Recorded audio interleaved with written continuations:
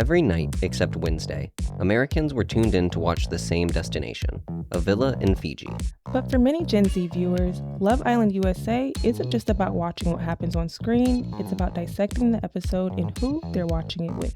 Audiences are meeting in person to watch and are forming real-life communities. But how has one dating show captured Gen Z's attention like this? I'm Jason Acuna. And I'm Ronnie Graham. And this is Unbothered by WFSU Public Media.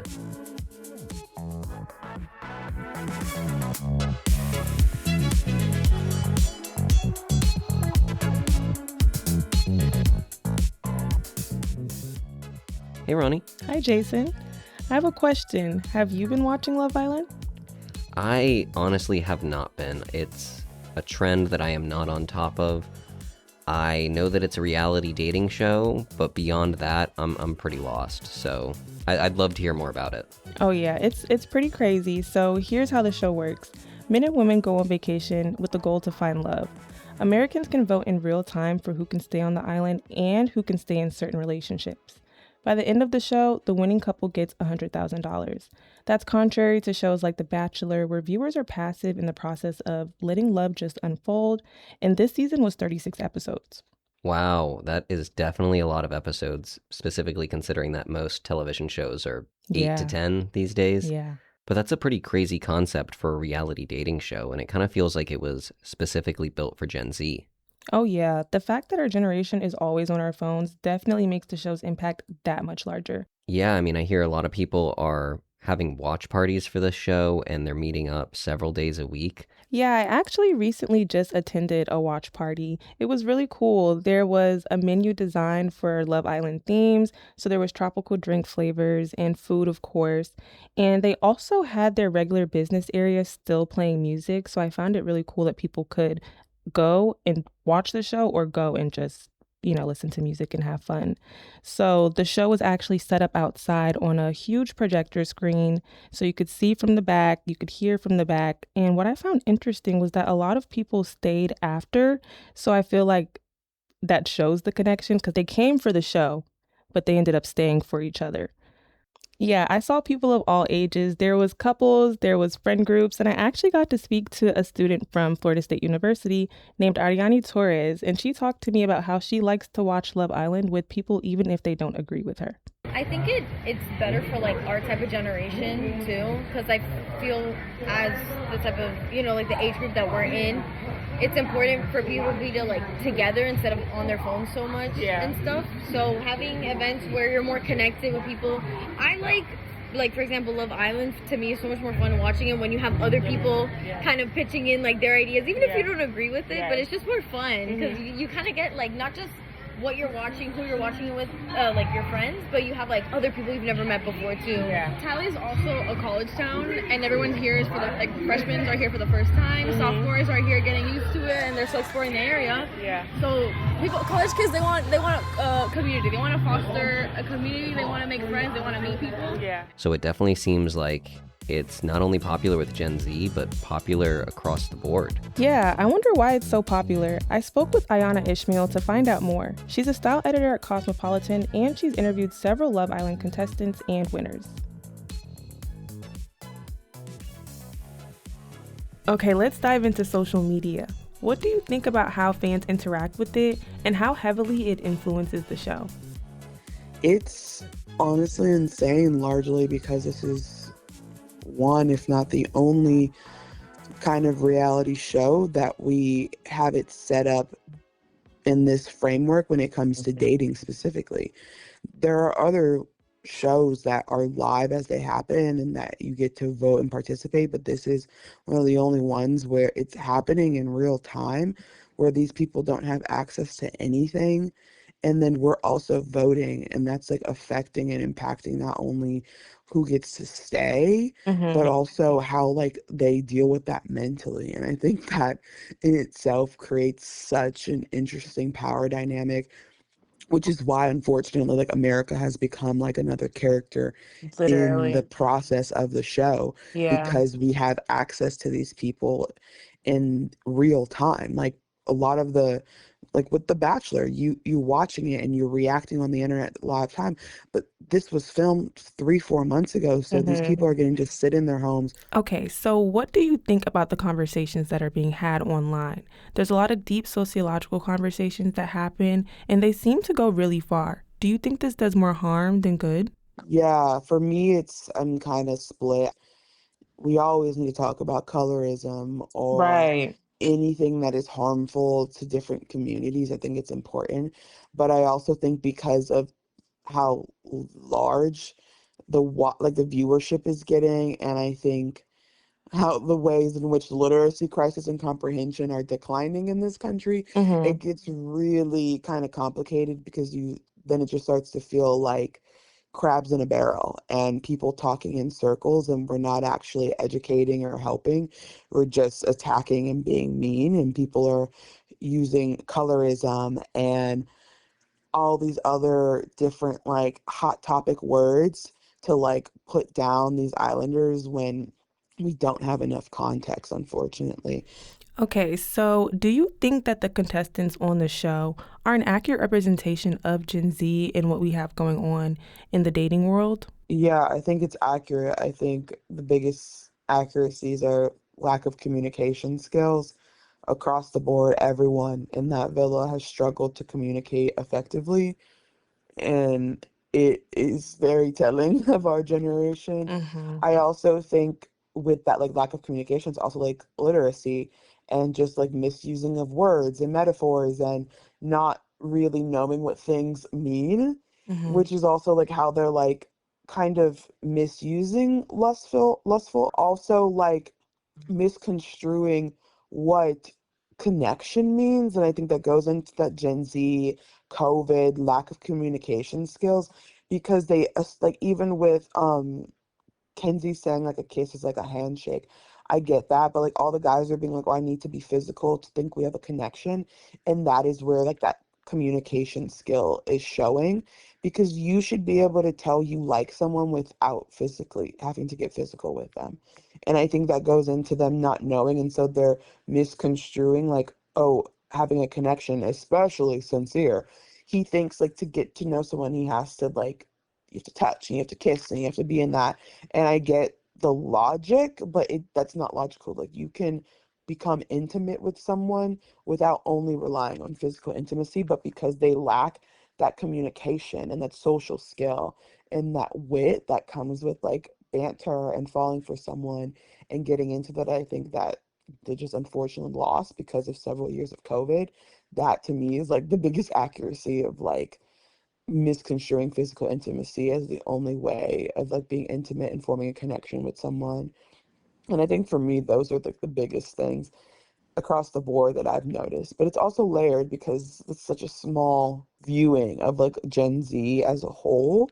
Because again, like these kids, like they're great, but they're only like one person. So I think they speak to a lot of like larger issues, but I feel like I do have hope that there's still like educated and social Gen Z people out there. Years from now, when people look back at Love Island as this cultural moment, what do you think it will reveal about this generation in terms of what we valued, what we're searching for, and how we're connected?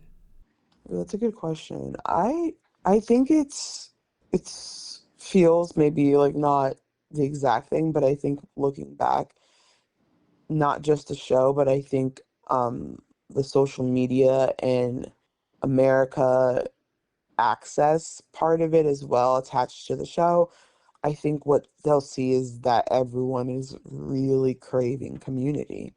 I think people really want to be a part of something. They want to be involved. It's the reason we have so many more people watching this year than we did last year. People don't want to miss out on a moment to like be there and to say they were there and that they were a part of it. And I think that's very the reason why people are freaking out and going insane a lot of the times is because I think they're just chasing after that feeling of belonging. Yeah, so it seems like it's really bringing people together and forming new communities. Yeah, although we're connected digitally, I think people still are seeking more. So I do wonder why and how this show became so popular with Gen Z specifically. Yeah, so I think it comes from the rise of parasocial relationships in Gen Z. I spoke with Dr. Chantel Buggs. She's a sociologist whose research focuses on relationships, race, and how people navigate intimacy in contemporary society. She's also explored how popular culture shapes the way we think about love. She's an assistant professor of sociology at FSU, so she has a front row seat to Gen Z and connection. Yes, I do watch Love Island USA. At least I've watched it this season and Oh, last season. wow. So you've actually watched it. Okay, cool. So what do you think of it? How did you get into it? Can you just run me through that? So I research online dating. Um, and as there's been kind of this increased rise, especially I think on streaming services, of a number of reality dating shows. So I watch Love is Blind. I've been watching that since the beginning.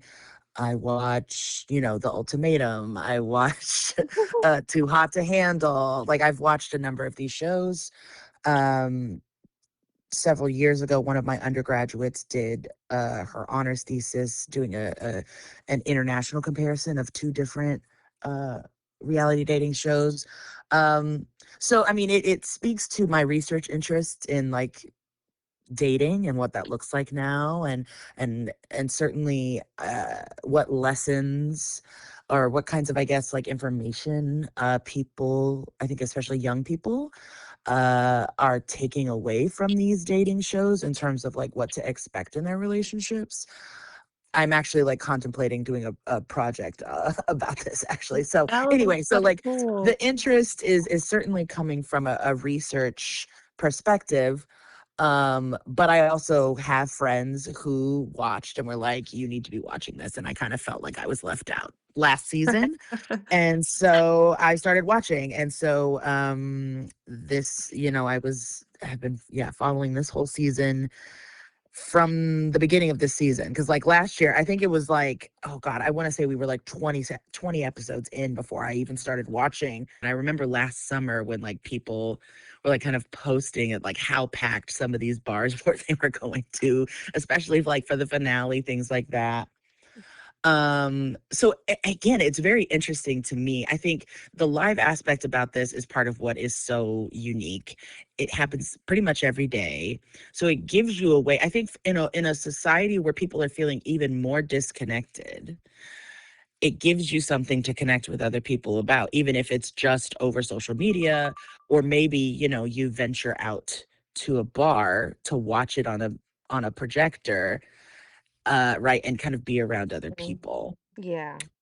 And so when it comes to people interacting so much with the show, where do you think that leaves entertainment? Like, so has the line between creator and consumer started to disappear if I audiences are mean, helping so much? it's it's definitely doing a lot of detrimental things in terms of people's kind of parasocial connections.